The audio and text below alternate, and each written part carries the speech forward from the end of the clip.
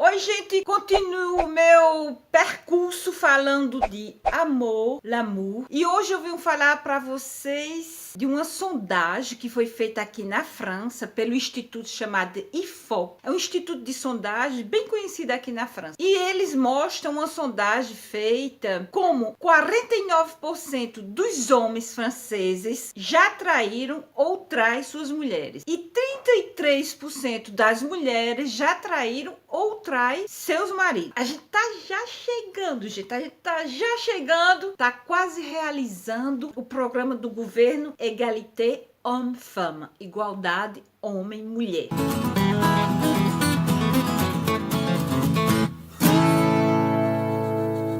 Aqueles que não sabem, a infidelidade. Alguém aí sabe o que é a infidelidade? A infidelidade é quando a gente vai buscar em outra praia, né? O homem sai, vai buscar uma fora do lar conjugal. A mulher sai, vai buscar outra fora do lar conjugal. E é como minha mãe dizia, vai raparigar. Quando o cara ia trair a mulher, ia raparigar. Então pronto, é a história de infidelidade hoje. Continuando sempre meu tema de amor. A história da infidelidade, ela evoluiu desde os tempos dos tempos, né? Desde Adão e Eva. Na época de Adão e Eva, eles viviam uma relação monogama, porque só existiam os dois, né? A não ser que Adão foi buscar outra maçã em outro canto, mas a gente não sabe, né? A história não diz.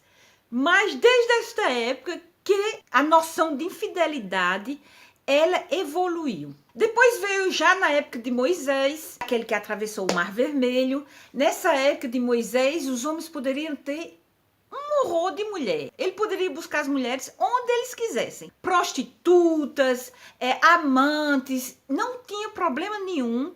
Não era um preconceito se um homem tivesse várias mulheres. O contrário, né? Quanto mais mulheres ele tinha, mais ele se impousava na sociedade. Agora, quando ele ia se casar, ele tinha que se casar com uma mulher virgem. Isso somente para evitar transmissão genética e também a transmissão de bens, né? De bens materiais, a herança material. Nessa época de Moisés, égalité homme-femme, a igualdade homem e mulher, nem pensar. Nos primeiros séculos depois de Jesus Cristo, era normal se um homem fosse infiel, não tinha problema nenhum, porque a igreja dizia que o casamento não tem nada a ver com fidelidade ou infidelidade. O casamento nessa época era feito somente no intuito de procriar e dar ao homem, a seu marido, sua herança genética. E se por acaso ele fosse buscar em outra praia, o problema era da mulher que não soube cuidar bem do seu homem, do seu marido. E o tempo foi passando, séculos e séculos, mas essa noção de sexo era visto somente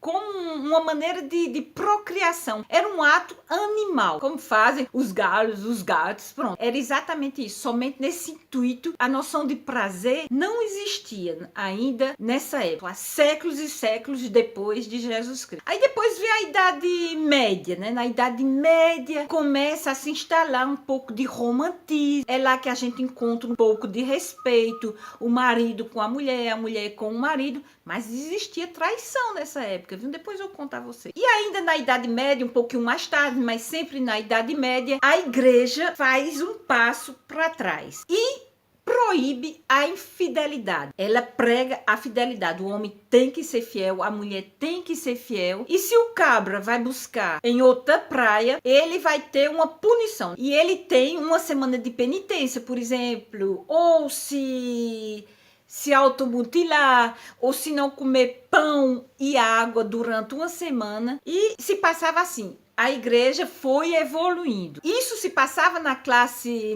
baixa e na classe média. Já na burguesia, nessa época, a burguesia ela tinha o direito de ter várias mulheres, tinha o direito de ter amantes. E nessa época era banda voou, cada um que cuidasse do seu derrière. Nessa época, a burguesia gostava muito de fazer aquelas festas mundanas, onde terminava aquele bacanal, todo mundo junto. Era banda voou nessa época. O tempo foi passando, começa os casamentos arranjados. Os casamentos arranjados já por uma questão econômica, socioeconômica, mas eram casamentos arranjados, né?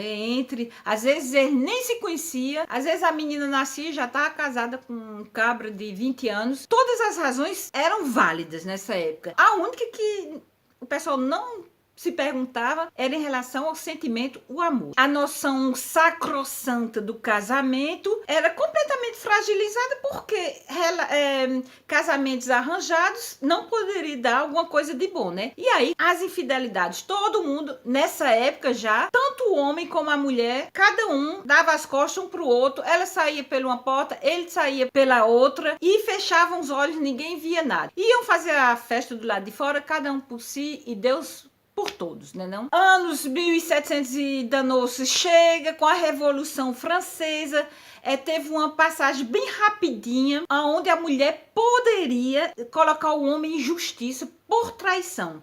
E até se divorciar, viu? Depois da Revolução Francesa. As mulheres poderiam pedir o divórcio e ter razão por causa de uma traição. E é somente a partir do século XX que o casamento toma essa noção de amor.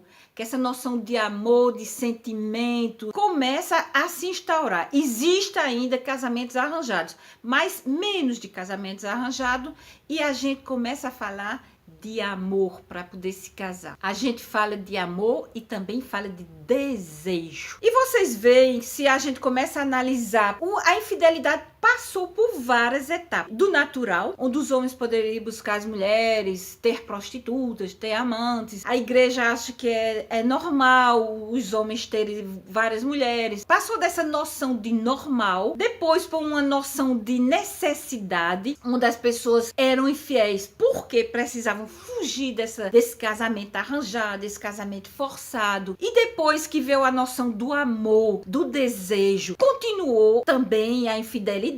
E hoje em dia, justamente é isso que causa o problema, porque desde a época dos primeiros casais até hoje, a infidelidade existe, como se fosse alguma coisa de natural, como se fosse alguma coisa de animal. Como fazem os animais? Os animais não são raros os animais que são fiéis. Eu conheço um que é o pinguim, o homem e a mulher, né? Também tá nessa dinâmica de infidelidade, independente da noção. Um momento é normal, um momento não é mais normal, é proibido.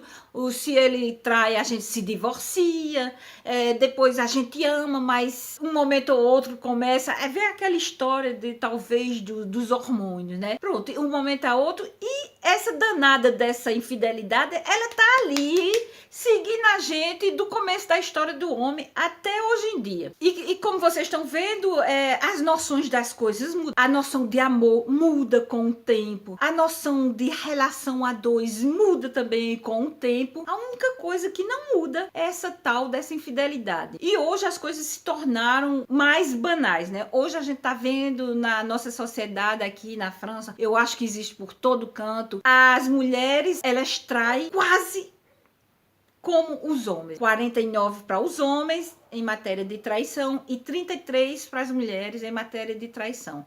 Mas isso pode passar por todos os meios, né? Mas agora que a gente tem todas essas redes sociais, várias são as razões pela qual a gente trai a pessoa que a gente está vivendo. Seja uma atração sexual por outra, ou por monotonia de estar ali, levando aquela vidinha, sempre a mesma coisa, sempre a mesma sopa, sempre o mesmo feijão, e termina se separando porque está de saco cheio.